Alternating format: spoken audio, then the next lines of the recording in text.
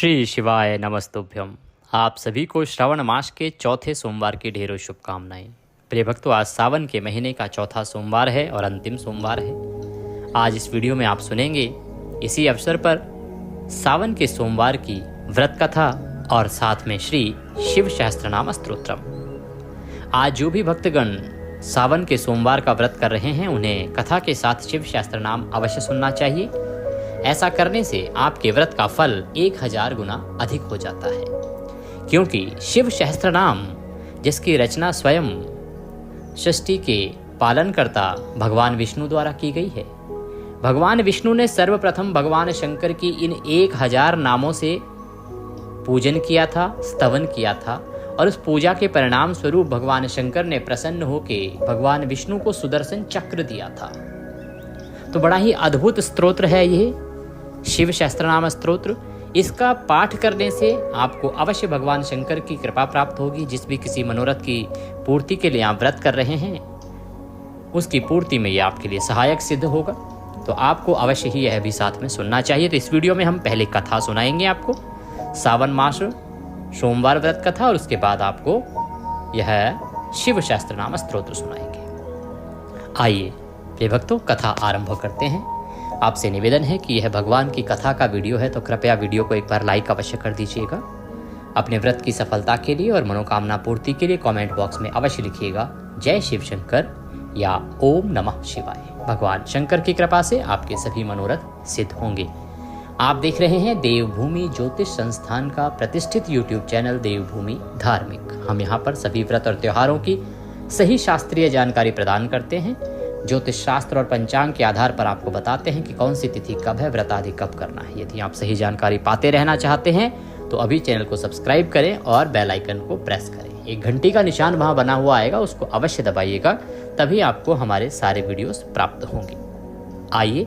आरंभ करते हैं श्रवण मास सोमवार व्रत कथा। अमरपुर नामक एक नगर था, उसमें एक धनी व्यापारी रहता था। दूर दूर तक उसका व्यापार फैला हुआ था। नगर में उस व्यापारी का सभी लोग मान सम्मान करते थे। इतना सब कुछ होने के बाद भी वह व्यापारी अंदर से बड़ा दुखी रहता था, प्रसन्न नहीं था। क्यों? क्योंकि उस व्यापारी के कोई पुत्र नहीं था, कोई संतान नहीं थी। अतः दिन रात वह यही सोचता रहता था, इसी चिंता में रहता था कि उसकी मृत्यु के पश्चात उसका पिंडदान कौन करेगा, उसका वंश आगे कौन बढ़ाएगा और कौन इतने बड़े व्यापार को संभालेगा। पुत्र पाने की इच्छा से वह व्यापारी प्रति सोमवार भगवान शिव की व्रत तथा पूजा किया करता था। प्रत्येक सोमवार को वह व्रत करता था, पूजन करता था और सायंकाल को भगवान शिव के मंदिर में दीपक प्रज्वलित किया करता था। इसी प्रकार जब श्रवण मास आया तो श्रवण मास में भी उसने इसी नियम को जारी रखा और प्रत्येक सोमवार, सावन के सोमवार को उसने भगवान शंकर का व्रत किया, पूजन किया और दीपदान किया। उस व्यापारी की भक्ति को देखकर एक दिन माँ पार्वती ने भगवान शिव से कहा, हे प्राणनाथ, यह व्यापारी आपका सच्चा भक्त है। कितने दिनों से यह सोमवार का व्रत और पूजन नियमित रूप से कर रहा है। भगवान, आप इस व्यापारी की मनोकामना अवश्य पूर्ण करें। प्रभु, आप तो कहते हैं कि जो कोई श्रवण मास में आपके सोमवार का व्रत करता है उसकी सभी मनोकामनाएं पूरी होती हैं। तो आपने अभी तक इस व्यापारी पर कृपा क्यों नहीं की? क्योंकि इसने अब तो सावन के सोमवार भी कर लिए। भगवान शिव ने मुस्कुराते हुए कहा, हे पार्वती, इस संसार में सबको उसके कर्म के अनुसार ही फल मिलता है। प्राणी जैसा कर्म करते हैं उन्हें वैसा ही फल प्राप्त होता है। इसके बावजूद भी पार्वती नहीं मानी। देवी पार्वती ने उनसे अनुरोध किया, प्रभु, अगर आप इस प्रकार से सब कर्म के भरोसे छोड़ देंगे तो आपकी पूजा पाठ कोई क्यों करेगा? वह तो आपकी पूजा इसीलिए करता है, उसने सावन के सोमवार इसी इच्छा से किए हैं कि उसको पुत्र की प्राप्ति हो। इस प्रकार जब देवी पार्वती ने भगवान शंकर को समझाया तो उन्होंने कहा कि ठीक है देवी, आप यदि ऐसा ही चाहते हैं तो मैं अवश्य इसकी मनोकामना पूरी करूंगा और इसे सावन के सोमवार करने का व्रत फल दूंगा। अतः भगवान शंकर उस व्यापारी के स्वप्न में आते हैं और उसे पुत्र प्राप्ति का वरदान देते हैं। साथ ही उसे बताते हैं कि उसके पुत्र की आयु 16 वर्ष की ही होगी, इससे अधिक समय तक वह जीवित नहीं रहेगा। जब यह बात उस व्यापारी को ज्ञात होती है, भगवान के इस वरदान को सुनकर व्यापारी प्रसन्न तो होता है, लेकिन जब वह ये जानता है कि उसकी आयु केवल 16 वर्ष तक ही होगी तो वह निराश हो जाता है। वह अपनी पूजा पाठ और सोमवार का व्रत करना जारी रखता है। समय व्यतीत होता है और 10वें माह में व्यापारी की पत्नी को एक सुंदर पुत्र की प्राप्ति होती है। पुत्र जन्म से व्यापारी के घर में खुशियां भर गई। बहुत धूमधाम से पुत्र जन्म का समारोह मनाया गया। व्यापारी को पुत्र जन्म की अधिक खुशी नहीं हुई, क्योंकि उसके पुत्र की अल्प आयु के रहस्य का उसे पता था कि यह अल्पायु है। यह रहस्य घर में किसी को नहीं मालूम था। विद्वान ब्राह्मणों ने उस पुत्र का नाम अमर रखा। जब वह बालक 12 वर्ष का हुआ तो शिक्षा के लिए उसे वाराणसी भेजने का निश्चय हुआ कि उसे बनारस शिक्षा प्राप्ति के लिए भेजा जाए। अतः व्यापारी ने उसके मामा को, अपने पुत्र के मामा को बुलाया और कहा कि तुम इसे लेकर वाराणसी जाओ और वहाँ पर इसको शिक्षा दीक्षा दिलवाओ। तुम जहाँ भी जाना रास्ते में भगवान के लिए यज्ञ करते जाना, ब्राह्मणों को भोजन कराते हुए जाना और दान दक्षिणा देते हुए जाना। इस प्रकार लंबी यात्रा के बाद वो दोनों मामा भांजे एक नगर में पहुंचे। उस नगर के राजा की कन्या का विवाह था और उसके विवाह की खुशी में पूरे नगर को सजाया हुआ था। निश्चित समय पर बारात भी आ गई, लेकिन वर का जो पिता था वह अपने बेटे के एक आंख से काना होने के कारण बहुत चिंतित था। उसे इस बात का भय था कि राजा को जैसे ही यह पता चलेगा कि दूल्हा जो है एक आंख से काना है तो वह निश्चय ही विवाह से इनकार कर देगा और बारात को वापस भेज देगा, और ऐसा करने से इसकी बड़ी बदनामी होगी। वर के पिता ने उसी समय उस युवक को देख लिया, उस व्यापारी के पुत्र को देख लिया जो अपने मामा के साथ वहां पे था। वह बड़ा ही सुंदर था। उसको देखकर उसके मन में एक विचार आया कि क्यों ना इसी को राजकुमार के स्थान पर दूल्हा बना के बैठा दूं और राजकुमारी से विवाह करा दूं, और उसके बाद जब विवाह हो जाएगा तो मैं इसको धन आदि दे के विदा कर दूंगा और अपने पुत्र के साथ राजकुमारी को ले जाऊंगा। अतः उसने उस बालक के मामा को लालच दिया कि अगर आप ऐसा करते हैं तो आपको बहुत सारा धन दूंगा। वह बालक का जो मामा है वह मान गया और इस प्रकार से उस युवक को दूल्हे के कपड़े पहना दिए गए और उसे शादी के मंडप में बिठा दिया गया। विवाह पूर्ण होने के बाद राजा ने बहुत सा धन देकर राजकुमारी को विदा किया। जब वह युवक लौट रहा था तो वह सच ना छिपा सका और उसने राजकुमारी की ओढ़नी पर लिख दिया कि राजकुमारी चंद्रिका, तुम्हारा विवाह मेरे साथ हुआ था। मैं तो वाराणसी शिक्षा ग्रहण करने के लिए जा रहा हूँ। अब तुम्हें जिस युवक के साथ जाना पड़ेगा या जिसकी पत्नी बनना पड़ेगा वह एक आंख से काना है। जब राजकुमारी ने अपनी ओढ़नी पर लिखा हुआ यह सब पढ़ा तो उसने काने लड़के के साथ जाने से इनकार कर दिया। राजा ने सब बातें जानकर राजकुमारी को महल में ही रख लिया। उधर अमर अपने मामा के साथ वाराणसी पहुंच गया। अमर ने वहां गुरुकुल में पढ़ना शुरू कर दिया।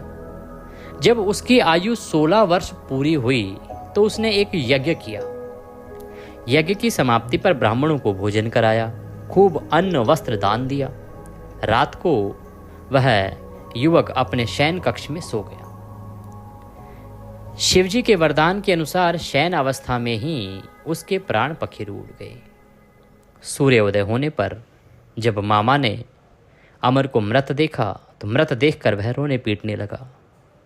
हृदय विदारक विलाप करने लगा। आसपास के लोग भी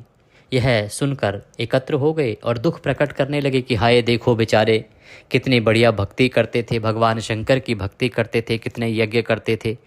गरीबों को भोजन कराते थे, ये इस बालक के साथ क्यों हो गया। उधर उसका मामा जोर जोर से विलाप करने लगा। जब वह जोर जोर से विलाप कर रहा था तो समीप से ही गुजरते हुए भगवान शिव और माता पार्वती ने उस विलाप की आवाज को सुना। माता पार्वती ने भगवान शिव से कहा, प्राणनाथ, यह कौन है जो इस प्रकार से रुदन कर रहा है? मुझसे इसके रोने के स्वर सहन नहीं हो रहे। आप इस व्यक्ति के कष्ट को अवश्य दूर करें, क्योंकि यह जिस प्रकार से रो रहा है ऐसा लगता है कि हृदय से बहुत पीड़ित है। भगवान शिव ने माता पार्वती के साथ अदृश्य रूप में वहां समीप जाके देखा जहां से ये रोने की आवाजें आ रही थी। देख के पार्वती जी से बोले कि हे पार्वती, यह तो उसी व्यापारी का पुत्र है जिसे मैंने 16 वर्ष की आयु का वरदान दिया था। अब इस बालक की आयु पूरी हो गई है। पार्वती जी ने कहा, भगवान, मैं आपसे निवेदन करती हूँ कि आप इस लड़के को जीवित करें, नहीं तो इसके माता पिता पुत्र की मृत्यु के कारण रो रो कर अपने प्राण त्याग देंगे। और फिर इस लड़के का जो पिता है वह तो आपका परम भक्त है। प्रभु, आपने उसको केवल एक पुत्र दिया जिसकी आयु 16 वर्ष दी, उसके बाद भी वह पिछले 17 वर्ष से पुनः व्रत कर रहा है, दीपदान कर रहा है, और 17 महीने श्रावण के भी उसने इन 17 वर्षों में बिताए हैं। आपके इतने सारे व्रत करने के बाद भी यदि आपने इसे जीवन दान नहीं दिया तो आपके कौन व्रत करेगा और किसकी आपके ऊपर श्रद्धा रह जाएगी। इस प्रकार से पार्वती जी ने कहा कि नहीं प्रभु, आपको अवश्य ही इस बालक को जिंदा करना पड़ेगा, इसको जीवित करेंगे तभी सबका और मनुष्यों का कल्याण होगा और मनुष्य का आपके ऊपर विश्वास बना रहेगा। इस प्रकार से जब माता पार्वती ने कहा तो भगवान शंकर ने कहा कि ठीक है देवी, अगर आपकी ऐसी इच्छा है तो मैं इसे अभी जीवन दान दिए दे। इस प्रकार भगवान शंकर ने उस लड़के को जीवित होने का वरदान दिया और कुछ ही पल में वह जीवित होकर उठ बैठा। शिक्षा समाप्त करके अमर मामा के साथ अपने नगर की ओर चल दिया। दोनों चलते चलते उसी नगर में पहुंचे जहां उसका विवाह हुआ था। उस नगर में भी उन दोनों ने विश्राम किया और वहां एक यज्ञ का आयोजन किया तथा ब्राह्मणों को भोजन कराया। तभी समीप से गुजरते हुए नगर के राजा ने यज्ञ का आयोजन देखा और राजा ने उस लड़के को तुरंत ही पहचान लिया कि ये तो वही लड़का है जिसके साथ राजकुमारी का विवाह किया गया था। अतः यज्ञ समाप्त होने पर राजा उस बालक को और उसके मामा को महल में ले गया। कुछ दिन तक उन्हें महल में रखकर बहुत सा धन, वस्त्र आदि देकर राजकुमारी के साथ विदा कर दिया। रास्ते में सुरक्षा के लिए राजा ने बहुत से सैनिकों भी साथ भेजा। इस प्रकार से मामा, भांजा और उनके साथ पुत्रवधू अपने नगर को लौटे। नगर के द्वार पर जब वो पहुंचे तो मामा ने एक सैनिक को भेजा कि जाके सूचित कर दें कि उनका पुत्र अपनी पुत्रवधू के साथ आया है। जब एक सैनिक उस व्यापारी के घर पे पहुंचा और उसने जाके सूचना दी कि आपका पुत्र नगर के द्वार पर आपकी प्रतीक्षा कर रहा है, जैसे ही उन दोनों माता पिता ने इसको सुना वो अत्यंत प्रसन्न हुए, क्योंकि उन्होंने भोजन इत्यादि छोड़ रखा था और यह प्रतिज्ञा कर रखी थी कि यदि उनका पुत्र जीवित न लौटा, उसके मरने का समाचार आया तो वो स्वयं भी आत्मत्याग कर देंगे, आत्महत्या कर लेंगे और अपने प्राण त्याग देंगे। लेकिन जैसे ही उन्हें सूचना मिली कि उनका पुत्र जीवित लौट आया है, नगर के द्वार पर है, वो प्रसन्न होकर अपने भाई बंधुओं सभी को साथ लेकर और नगर के द्वार पर पहुंचे। वहां जाके उन्होंने देखा कि उनका पुत्र जो बड़ा ही सुंदर हो गया है और उनकी पुत्रवधू भी साथ में है जो कि एक राजकुमारी है और बहुत सा धन दौलत लेके आई है। उस व्यापारी ने और उसकी पत्नी ने उनका खूब स्वागत किया, सत्कार किया और प्रेम पूर्वक अपनी पुत्रवधू तथा पुत्र को वह गाजे बाजे के साथ अपने घर ले आए। इस प्रकार रात्रि को भगवान शंकर ने उस व्यापारी के स्वप्न में पुनः दर्शन दिए और कहा, हे श्रेष्ठी, तुमने मेरे इतने दिनों तक श्रावण मास के सोमवार के व्रत किए, इसी के पुण्य फल से प्रसन्न होकर मैंने तुम्हारे पुत्र को लंबी आयु का वरदान दिया है। अब तुम अपने पुत्र के साथ प्रसन्न रहो। जैसे ही व्यापारी ने यह सुना वह प्रसन्न हो गया और बारंबार भगवान का धन्यवाद करने लगा, बारंबार प्रणाम करने लगा। तो इस प्रकार से सोमवार का व्रत पूजन करने से, श्रावण मास के सोमवार का व्रत पूजन करने से उस व्यापारी की पुत्र की इच्छा पूरी हुई। उसी प्रकार से भगवान शंकर, जो कोई भगवान शंकर के श्रावण के सोमवार का व्रत करता है उसकी सभी मनोकामनाएं पूरी करते हैं और उस पर सदा कृपा बरसाते हैं। बोलिए शंकर भगवान की जय। इसी के साथ यह श्रावण सोमवार व्रत कथा यहाँ पूर्ण होती है। आइए अब हम सुनेंगे श्री शिव शास्त्र नाम स्तोत्र, जो स्वयं भगवान नारायण, भगवान विष्णु द्वारा रचित है। इसको आपको कथा के साथ अवश्य ही श्रवण करना चाहिए। इससे आपका सावन के सोमवार का व्रत फल बढ़ जाएगा और व्रत आपका सफल होगा। तो आइए आरंभ करते हैं। अथ श्री शिव शास्त्र नाम स्तोत्रम। भगवान शंकर के चरणों में हम बारंबार नमन करते हैं। शिवः कल्याण स्वरूपः हरः भक्तों के पाप ताप हरने वाले, मृण्डः सुखदाता, रुद्रः दुख दूर करने वाले, पुष्करः आकाश स्वरूप, पुष्पलोचनः पुष्प के समान खिले हुए नेत्र वाले, अर्थिगम्य प्रार्थियों को प्राप्त होने वाले, जो प्रार्थी होते हैं उन्हें प्राप्त होते हैं, सदाचारः श्रेष्ठ आचरण वाले, शर्वः संहारकारी, शंभु कल्याण निकेतन, महेश्वरः महान ईश्वर, चंद्रपीड़ः चंद्रमा को शिरोभूषण के रूप में धारण करने वाले, चंद्रमौली सिर पर चंद्रमा का मुकुट धारण करने वाले, विश्वम सर्वस्वरूप, विश्वम्भेश्वरः विश्व का भरण पोषण करने वाले, विष्णु के भी ईश्वर, वेदांत सार संदोह, वेदांत के सारत्व सच्चिदानंदमय ब्रह्म की साकार मूर्ति, कपाली हाथ में कपाल धारण करने वाले, नील लोहित गले में नील और शेष अंगों में लोहित वर्ण वाले, ध्यानाधार ध्यान के आधार, अपरिच्छेद्य देश काल और वस्तु की सीमा से अविभाज्य, गौरी भर्ता, गौरी अर्थात पार्वती के पति, गणेश्वरः प्रमथ गणों के स्वामी, अष्टमूर्ति, जल अग्नि वायु आकाश सूर्य चंद्रमा पृथ्वी और यजमान, इन 8 रूपों वाले, विश्वमूर्ति ही अखिल ब्रह्मांड विराट पुरुष, त्रिगर्भ स्वर्ग साधन, धर्म अर्थ काम तथा स्वर्ग की प्राप्ति कराने वाले, ज्ञानगम्य ज्ञान से ही अनुभव में आने वाले, दृढ़ प्रज्ञ सुस्थिर बुद्धि वाले, देवदेव देवताओं के भी आराध्य, त्रिलोचन सूर्य चंद्रमा और अग्नि रूप 3 नेत्रों वाले, वामदेव लोक के विपरीत स्वभाव वाले देवता, महादेव ब्रह्मादिकों के भी पूजनीय महान देवता, पटु सब कुछ करने में समर्थ एवं कुशल, परिदृढ़ स्वामी, दृढ़ कभी विचलित न होने वाले, विश्वरूपः जगत स्वरूप, विरूपाक्षः विकट नेत्र वाले, वागीशः वाणी के अधिपति, शुचिसत्तम पवित्र पुरुषों में भी सबसे श्रेष्ठ, सर्व प्रमाण संवादी, संपूर्ण प्रमाणों में सामंजस्य स्थापित करने वाले, वृषांक अपनी ध्वजा में वृषभ का चिन्ह धारण करने वाले, वृषवाहन वृषभ या धर्मरूपी वाहन धारण करने वाले, ईशः स्वामी या शासक, पिनाकी पिनाक नामक धनुष धारण करने वाले, खटवांगी घाट के पाए की आकृति का एक आयुध धारण करने वाले, चित्रवेशः चित्र अर्थात विचित्र वेशधारी, चिरंतनः पुराण अनादि पुरुषोत्तम, तमोहरः अज्ञान अंधकार को दूर करने वाले, महायोगी महान योग से संपन्न, गोप्ता रक्षक, ब्रह्मा सृष्टिकर्ता, धुर्जटी जटा के भार से युक्त, काल कालः काल के भी काल,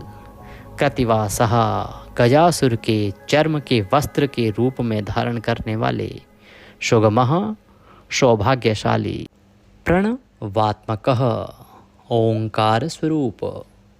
अथवा प्रणव के वाचार्थ, उन्नद्रः बंधन रहित पुरुषः अंतर्यामी आत्मा, जुष्य सेवन करने योग्य, दुर्वासा नामक मुनि के रूप में अवतीर्ण, पुरुषासनः 3 माया में असुरपुरों का दमन करने वाले, दिव्यायुधः पाशुपत आदि दिव्यास्त्र धारण करने वाले, स्कंद गुरु कार्तिकेय जी के गुरु, परमेष्ठी अपनी प्रकृष्ट महिमा में स्थित रहने वाले, परात्पर कारण के भी कारण, अनादि मध्य निधनः, आदि मध्य और अंत से रहित, गिरीशः कैलाश के अधिपति, गिरिजाधवः पार्वती के पति, कुबेर बंधु, कुबेर को अपना बंधु मानने वाले, श्रीकंठः श्याम सुषमा से सुशोभित कंठ वाले, लोक वर्णोत्तम, समस्त लोकों और वर्णों से श्रेष्ठ, मृदुः कोमल स्वभाव वाले, समाधिवेद्यः, समाधि अथवा चित्तवृत्तियों के निरोध से अनुभव में आने वाले योग्य, कोदंडी धनुर्धर, नीलकंठः कंठ में हलाहल विष और नील चिन्ह धारण करने वाले, परश्वधी परशुधारी, विशालाक्षः बड़े बड़े नेत्रों वाले, मृगव्याधः वन में व्याध या किरात के रूप में प्रकट हो शुकर के ऊपर बाण चलाने वाले, सुरेशः देवताओं के स्वामी, सूर्यतापनः सूर्य को भी दंड देने वाले, धर्म के आश्रय, क्षमाने क्षेत्रम, क्षमा के उत्पत्ति स्थान, भगवान संपूर्ण ऐश्वर्य, धर्म, यश, श्री, ज्ञान तथा वैराग्य के आश्रय, भगनेत्रभितः, भगवदेवता के नेत्र का भेदन करने वाले, उग्र संहार काल में भयंकर रूप धारण करने वाले, पशुपति माया रूप में बंधे हुए, पाशबद्ध पशुओं को तत्व ज्ञान के द्वारा मुक्त करके यथार्थ रूप से उनका पालन करने वाले,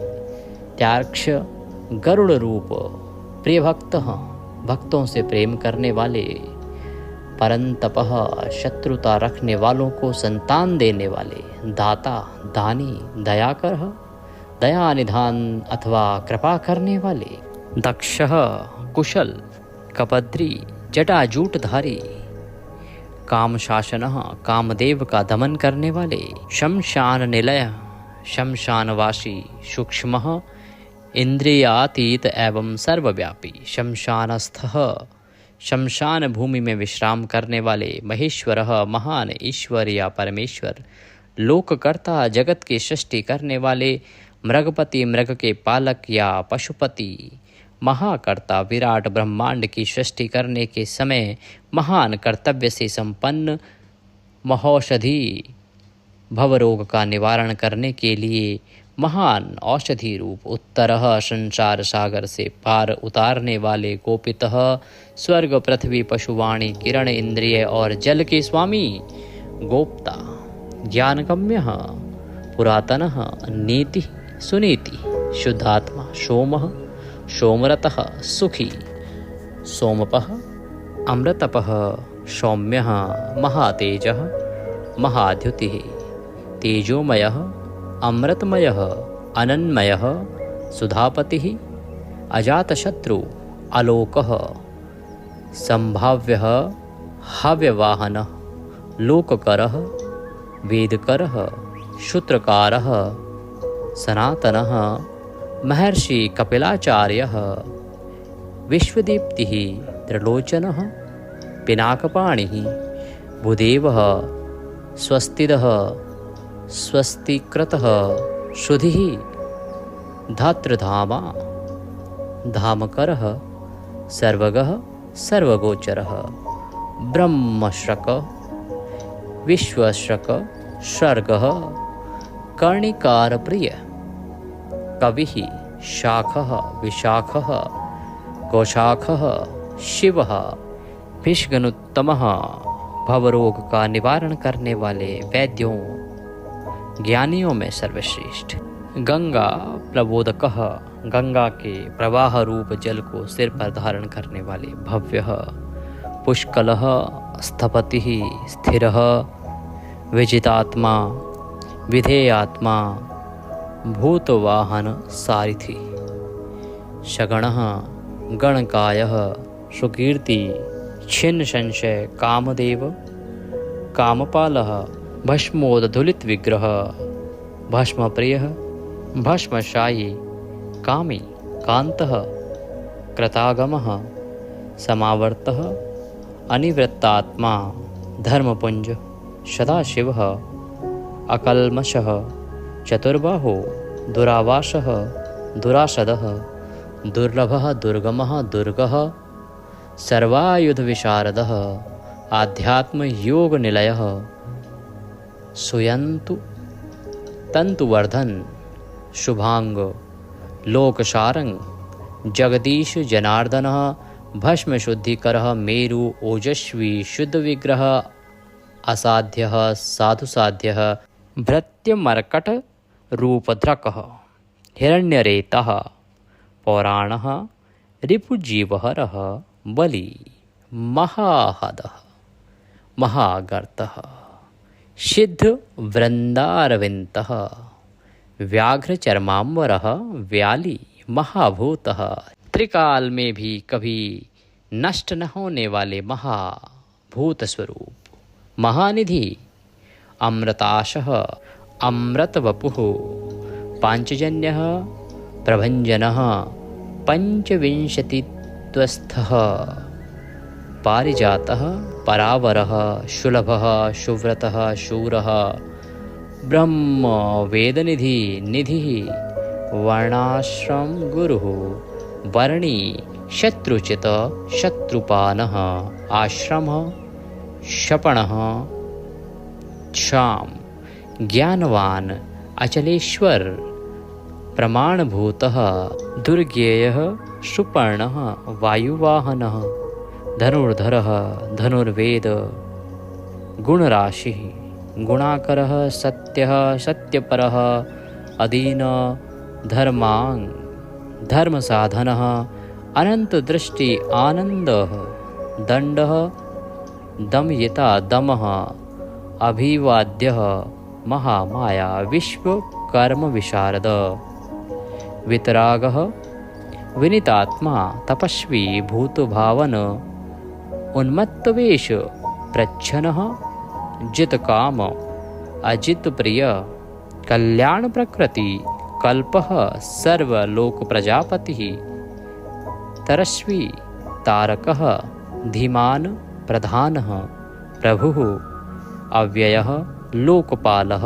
अंतर्हितात्मा कल्पादि कमलेशण वेद शास्त्र अर्थ तत्वज्ञः अनिमय नियंत्रण रहित नियताश्रः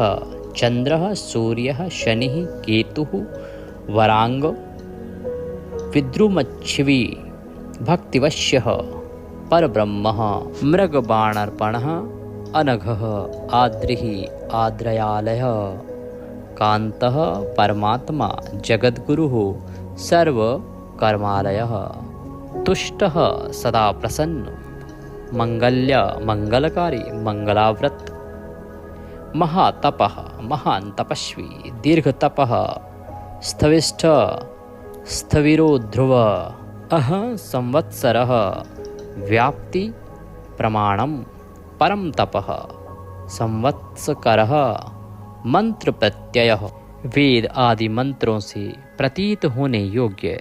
सर्वदर्शनः अजः सर्वेश्वरः सिद्धः महारेता महाबलः योगी योग्य महातेजा सिद्धि सर्वाधि अग्रह वशुः वशुमनः सत्यः सर्वपापहरो हरः सुकीर्ति शोभनः श्रीमान वेदांग वेद विन्मुनि भ्राजिष्णुः भोजनं भोक्ता लोकनाथः दुराधरः अमृतः शाश्वतः शांतः बाणहस्ता प्रतापवान हाथ में बाण धारण करने वाले प्रतापी वीर कमंडलुधरः धन्वी अवांगमनसगोचरः अतीन्द्रियो महामाया सर्वावासः चतुष्पाथः कालयोगी महानाद महोत्साहो महाबल महाबुद्धि महावीर्य भूतचारी पुरंदरः निशाचरः प्रेतचारी महाशक्तिर्महाद्योति अनिर्देश्य वपुः श्रीमान सर्वाचार्य मनोगतिः बहुश्रुतः अमहामायः नियतात्मा ध्रुवो ध्रुवः ध्रुव नित्य कारण और अध्रुव अनित्य कारण रूप। ओजस्ते ज्योतिधरः, ओज अर्थात प्राण और बल, तेज शौर्य आदि गुण तथा ज्ञान की दीप्ति को धारण करने वाले। जनकः सर्वशासनः, नृत्यप्रियः, नित्य नृत्य प्रकाशात्मा प्रकाशकः, स्पष्टाक्षरः, बुधः, मंत्रः, शमानः, सारसंप्लवः, युगादिकृद्युगार्वतः, युगादि का आरंभ करने वाले तथा चारों युगों को चक्र की तरह घुमाने वाले। गंभीरः, वृषवाहन, इष्टः, अविष्टः, शिष्टेष्टः, शुलभः, सारशोधनः, तीर्थरूपः, तीर्थनामः, तीर्थदृश्यः, तीर्थदः, अपांनिधिः, अधिष्ठानं, दुर्जयः, जयकालवित्, प्रतिष्ठितः, प्रमाणज्ञः, हिरण्यकवचः, हरिः, विमोचनः, शूरगण, विद्वेष, बिंदुसंश्रय, बालरूप, अवलोन्मतः, अविकर्ता, गहन, ग्रह, करणं, कारणं, कर्ता, सर्वबंध विमोचन, व्यावसाय, व्यवस्थान, स्थानद, जगदादिज, गुरुद, ललितः, अभेद, भावात्मात्मनि संस्थितः, वीरेश्वरः, वीर शिरोमणि, वीरभद्रः, वीरभद्रनामक गणाध्यक्ष, वीरासन विधि, वीरासन से बैठने वाले, विराट, अखिल ब्रह्मांड स्वरूप, वीर चूड़ामणि, वीरों में श्रेष्ठ, वेत्ता, विद्वान, चिदानंद, नदीधर, अज्ञाधर, त्रिशूली, शिविविष्टः, शिवालयः, वालखिल्यः, महाचापः, तिग्मांशुः, वधिरः, खगः, अभिरामः, शुशरणः, सुब्रह्मण्यः, सुधापति, मघवान, कौशिक, गौमान, विराम, सर्वसाधन, ललाटाक्ष, विश्वदेह, संसार चक्रभृत, संसार चक्र को धारण करने वाले, अमोघ दंड, जिनका दंड कभी व्यर्थ नहीं जाता है, मध्यस्थः, हिरण्यः, सारः, ब्रह्म वर्चसी, ब्रह्म तेज से संपन्न, परमार्थः, परोमयी, शंभरः, व्याघ्रलोचनः, रुचिः, विरंचिः, स्वरबंधु, वाचस्पति, अपहर्ति, रविः, विरोचनः, स्कंदः, शास्ता, वैश्वस्तो, यमः, युक्तिनुरतकीर्ति, अष्टांग योग स्वरूप तथा ऊर्ध्वलोक में फैली हुई कीर्ति से युक्त, सानुरागः, भक्तजनों पर प्रेम रखने वाले, परंजयः, कैलासाधिपति, कैलाश के स्वामी, कांतः, सविता, रविलोचन, वेदवत्तमः, वीरभयः, विश्वभर्ता, अनिवारितः, नित्यः, नियतकल्याणः, पुण्य श्रवण कीर्तनः, दूरश्रवा, विश्वसः, ध्येयः, दुःस्वप्ननाशनः, उत्तारणः, दुष्कृतिः, विज्ञेयः, दुष्यः, अभवः, अनादि, भूर्भुवो, लक्ष्मी, किरीटी, त्रिदशाधिपः, विश्वगोप्ता, विश्वकर्ता, सुवीरः, रुचिरागंधः, जनन, प्राणी मात्र को जन्म देने वाले, जन्म जन्मादि, जन्म लेने वालों के जन्म के मूल कारण, प्रीतिमान, प्रसन्न, नीतिमान, सदा नीतिपरायण, धवः, वशिष्ठः, कश्यपः, भानुः, भीमः, भीमपराक्रमः, प्रणवः, सत्तथाचार, महाशोकः, महाधनः, जन्माधिपः, महादेवः, शकलागम पारागः, तत्त्वं, तत्त्ववित्, एकात्मा, विभुः, विश्वभूषणः, ऋषि, ब्रह्मणः, ऐश्वर्य, जन्म, मृत्यु, जरातिगः, पंचयज्ञ, समुत्पत्ति, विश्वेशः विमलोदयः आत्मयोनिः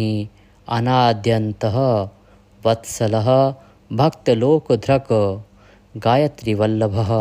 प्रांशुः विश्वासवासः प्रभाकरः शिशुः गिरिरतः सम्राट सुषेणः शूरशत्रुः। प्रमथ गणों की सुंदर सेना से युक्त तथा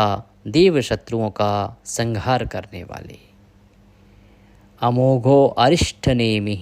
अमोघ संकल्प वाले महर्षि कश्यपु कुमुदः भूतल को आह्लाद प्रदान करने वाले। विगत ज्वरः स्वयं ज्योतिरस्तनो ज्योति अपने ही प्रकाश से प्रकाशित होने वाले सूक्ष्म ज्योति स्वरूप आत्मज्योति अचंचलः पिंगलः कपिलश्मश्रुः भालनेत्रः त्रयीतनुः ज्ञानस्कंदो महानिति विश्वोत्पत्ति उपप्लवः भगो विश्वानादित्य योगपारः दिवसपति कल्याण गुणनामा पापः पुण्यदर्शनः उदार कीर्ति उद्योगी सद्योगी सदसन्मयः नक्षत्रमाली नाकेशः स्वाधिष्ठान पदाश्रयः पवित्रः पापहारी मणिपुरः नभोगतिः हत्पुंडरी कमाशीनः शक्रः शान्तः वृषाकपिः उष्णः ग्रहपतिः कृष्णः समर्थः अनर्थनाशनः अधर्मशत्रुः अज्ञेयः पुरुहूत पुरुश्रुत ब्रह्मगर्भः बृहद्गर्भः धर्मधेनु धनागम जगद्वेतैषी समस्त संसार का हित चाहने वाले सुगत कुमार कार्तिकेय रूप कुशल आगमः कल्याणदाता हिरण्यवर्णो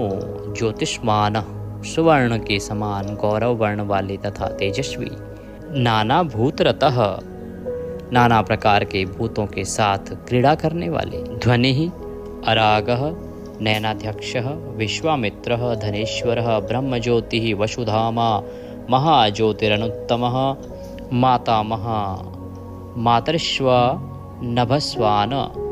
नागहारध्रक पुलस्त्यः पुलः अगस्त्यः जातुकर्ण्यः पराशरः निरावरण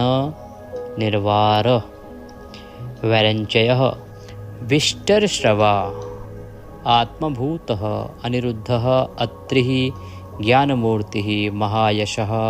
लोकवीराङ्गणी वीरः चण्डः सत्यपराक्रमः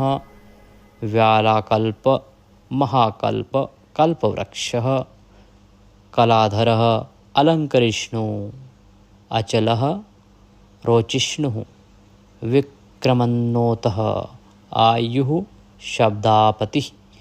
वेगी प्लवनः शिशिसारथी अतिथि अशंश्रेष्ठः शक्रप्रमाथी पादपाशनः वशुश्रवा हव्यवाह प्रतप्त विश्वभोजनः जप्य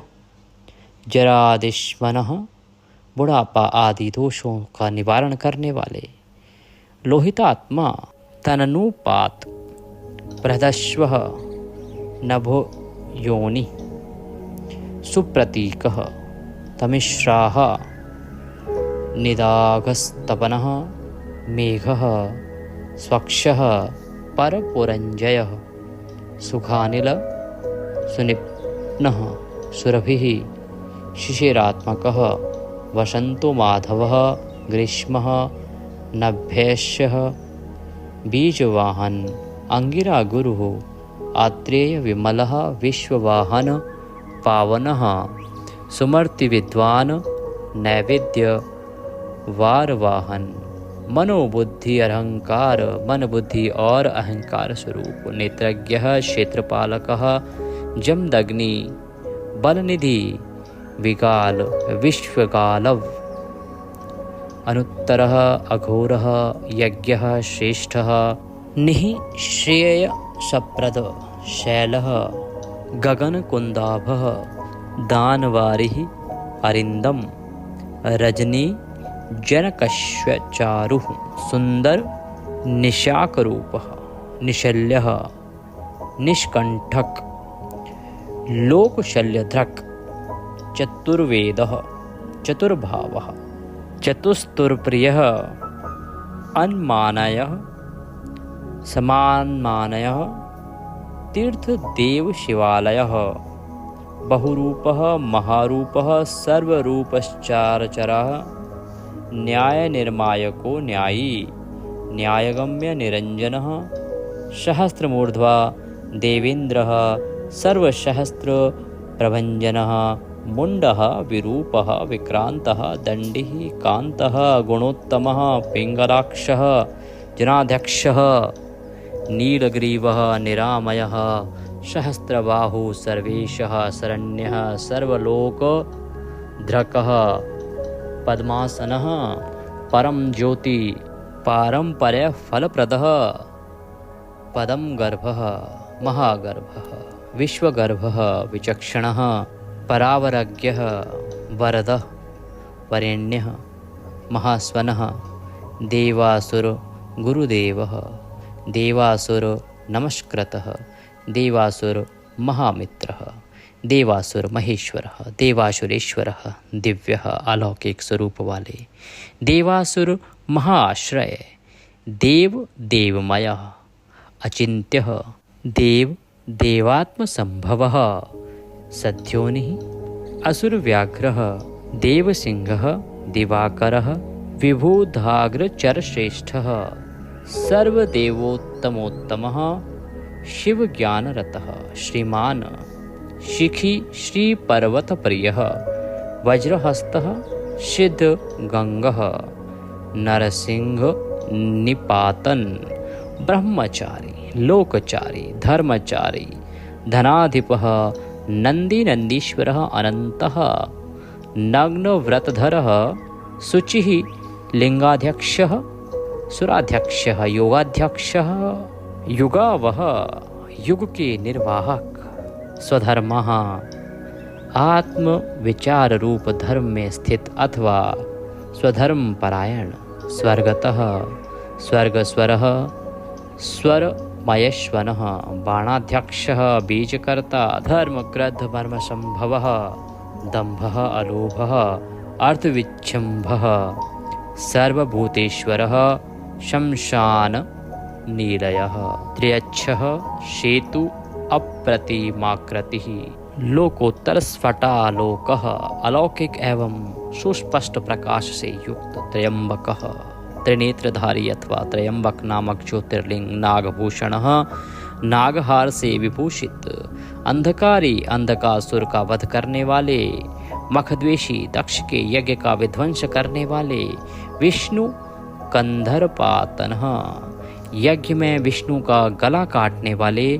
हीन दोषः दोष रहित अक्षय गुणः अविनाशी गुणों से संपन्न दक्षारी दक्षद्रोही पुष्पंतवित पूषा देवता के दांत तोड़ने वाले धुर्जटी जटा के भार से विभूषित खंड परशु खंडित परशु वाले शक्लो निष्कलः अनघः अकालः शकालधारः पाण्डुराभः मृण्डो नटः पूर्णः पूर्यता पुण्यः सुकुमारः सुलोचनः सामगेयप्रियः अक्रूरः पुण्यकीर्ति अनामय मनोजवः तीर्थकरः जटिलः जीवितेश्वरः जीवितांतकरः प्रलय काल में सबके जीवन का अंत करने वाले नित्य सनातन वसुरेता स्वर्णमय वीर्य वाले वसुप्रदः धनदाता सद्गति सत्पुरुषों के आश्रय सत्कृति सिद्धि सज्जाति खलकंटकः कलाधरः महाकालभूतः सत्यपरायणः लोकलावण्यकर्ता लोकोत्तर सुखालयः चंद्र संजीवनः शास्ता लोकगूढ़ः महाधिपः लोकबन्धुर्लोकनाथः कृतज्ञः कीर्तिभूषणः अनपायोक्षरः विनाशरहित अविनाशी कान्तः सर्वशस्त्रभृतां वरः तेजोमयो द्युतिधरः लोकानां अग्रणी संपूर्ण जगत के लिए अग्रगण्य देवता अथवा जगत को आगे बढ़ाने वाले अणुः शुचिस्मतः प्रसन्नात्मा दुर्जेयः दुरतिक्रमः ज्योतिर्मयः जगन्नाथः निराकारः जलेश्वरः तुम्बवीणः महाकोपः विशोकः शोकनाशनः त्रिलोकपः त्रिलोकेश सर्वशुद्धि अधोक्षजः अव्यक्तलक्षणो देवः व्यक्तः स्थूल सूक्ष्मरूप विशाम्पतिः वरशीलः वरगुणः शारः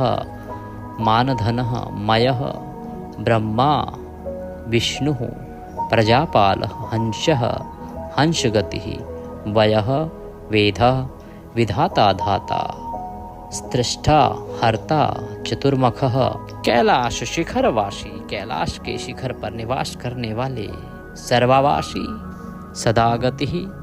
हिरण्यगर्भः द्रुहिणः भूतपालः भूपतिः सद्योगी योगविद्योगी वरदः ब्रह्मणाप्रियः देवप्रियो देवनाथ देवज्ञः देवचिन्तकः विषमाक्ष विशालाक्ष वृषधो वृषधवर्धनः निर्मम निरंकारः निर्मोह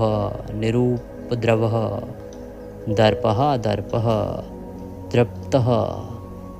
सर्वतुर्प परिवर्तकः समस्त ऋतुओं को बदलते रहने वाले शस्त्राजित सहस्त्रों पर विजय पाने वाले शस्त्रार्ची सहस्त्रों किरणों से प्रकाशमान सूर्य रूप स्निग्ध प्रकृति दक्षिणः स्नेह युक्त स्वभाव वाले तथा उदार भूत भव्य भवन्नाथः भूत भविष्य और वर्तमान के स्वामी प्रभव सबकी उत्पत्ति के कारण भूतिनाशनः दुष्टों के ऐश्वर्य का नाश करने वाले अर्थः अनर्थः प्रयोजन रहित महाकोशः परकार्य पंडितः निष्कंटकः कृतानंदः निर्व्याजो व्यजमर्दनः सत्ववान सात्विकः सत्यकीर्ति स्नेह कृतागमः अकंपितः गुणग्राही नैकात्मा नैककर्मकृत सुप्रीतः सुमुखः सूक्ष्मः शुकरः दक्षिणानिलः नन्दीस्कन्धधरः धूर्यः प्रकट प्रीतिवर्धनः अपराजित सर्वसत्व गोविन्दः सत्ववाहन अधृतः स्वधृतः सिद्धः पूतमूर्तिः यशोधनः वाराह के दाढ़ रूपी श्रृंगों को धारण करने वाले बलवान शक्तिशाली एकनायकः अद्वितीय नेता श्रुति प्रकाशः वेदों को प्रकाशित करने वाले श्रुतिमानः वेद ज्ञान से संपन्न एक बंधुः अनेक कृत श्रीवत्सल शिवारंभः शांतभद्रः शमः यशः भूषयः भूषणः भूतिः भूतकृत भूतवानः अकंपः भक्तिकायः कालः नीललोहित सत्यव्रत महात्यागी नित्य शांति परायणः परार्थ वृत्तिवर्धः विरक्तः विशारदः शुभदः शुभकर्ता शुभनामा शुभः स्वयं अनर्थितः अगुणः साक्ष्यकर्ता कनकप्रभः स्वभाव भद्रः मध्यस्थः शत्रुघ्नः विघ्ननाशनः शिखंडी कवचीशूली जटिमुंडी च कुंडली अमृत्यु सर्वद्रकसिंहः सर्वज्ञों में श्रेष्ठ तेज पुंज महामणि कौस्तुभादिक रूप असंख्य नाग रूप और गुणों से युक्त होने के कारण किसी के द्वारा मापे ना जाने वाले वीर्यवान, वीर्य कोविद, पराक्रमी एवं पराक्रम के ज्ञाता, वेद्य, जानने योग्य, वियोगात्मा, परावर मुनीश्वरः, अनुत्तमो दुराधर्षः, मधुर प्रियदर्शनः, सुरेशः, शरणं सर्वः, शब्द ब्रह्म शतां गतिः, कालपक्षः, कालकालः, कंकणी कृत वासुकी, वासुकी नाग को अपने हाथ में कंगन के समान धारण करने वाले, महिश्वासः, महीभर्ता, निष्कलंकः, विशृंखलः, द्युम्नस्तरणिः, धन्यः, सिद्धिदः, सिद्धिसाधनः, विश्वतः, संवृतः, स्तुतः, वीड्योरस्कः, महाभुजः, सर्वयोनिः, निरान्तकः, नरनारायणप्रियः, निर्लोपो निष्प्रपञ्चात्मा, निव्यर्गः, व्यंगनाशनः, स्तम्भ्यः, स्तवप्रियः, स्तुति के प्रेमी, स्तोता, व्यासमूर्तिः, निरंकुशः,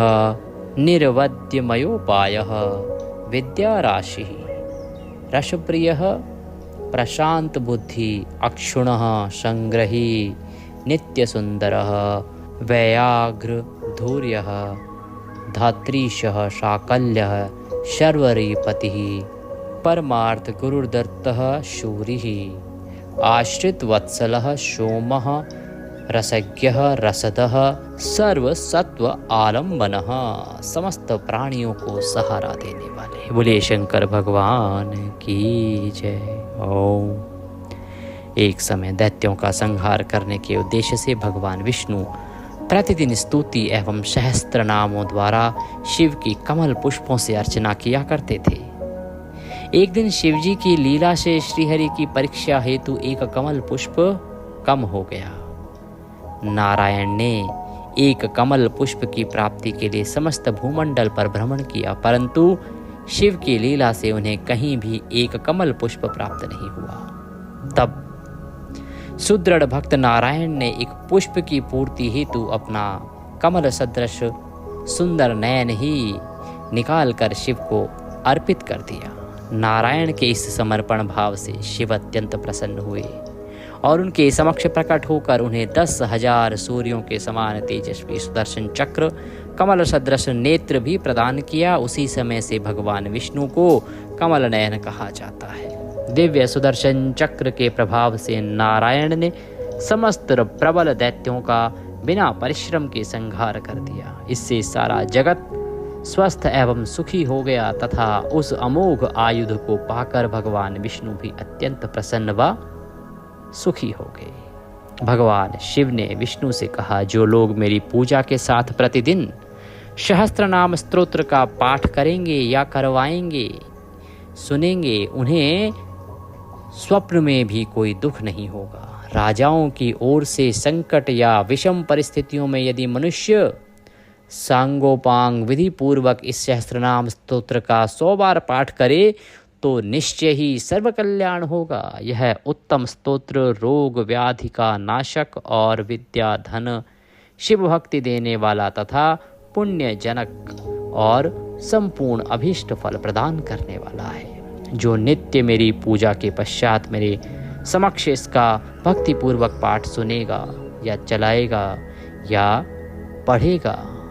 सिद्धियां उससे दूर नहीं रहती और अंत समय में वह साधक सायुज्य मोक्ष का अधिकारी होता है। बोले शंकर भगवान की जय। इसी के साथ यह आज का सहस्त्रनाम पाठ श्री शिव सहस्त्रनाम यहाँ संपूर्ण होता है।